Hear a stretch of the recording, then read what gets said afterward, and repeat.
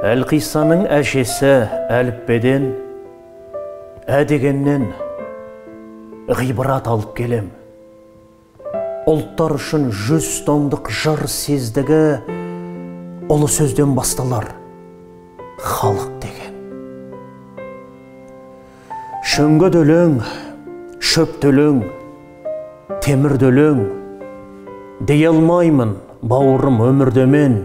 Оңғаны жоқ адамның еш қашанда халық демей халықты тобыр деген.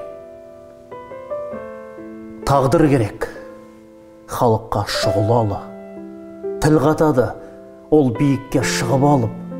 Ақыр заман болғанда ағзамдарда аяғына халықтың жығылады.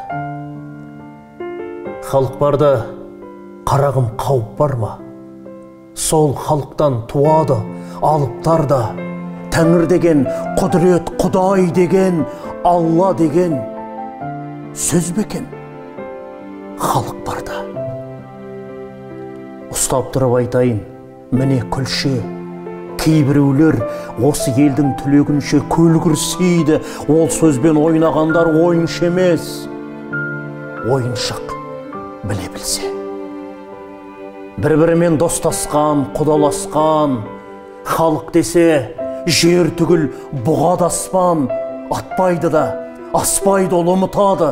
Перзент үшін жаза жоқ, одан асқан. Айтпау керек, айтпау керек. Бұл сөзді ұғу қажет, ұғу қажет, құлақта шыму қажет. Тіліңіздің ұшында тұрмай ол сөз, шымыраудан шымырлап шығу қажет.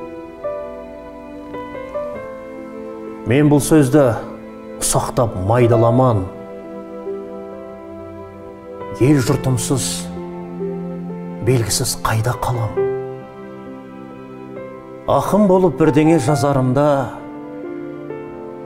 халық болып алдымен ойлап алам.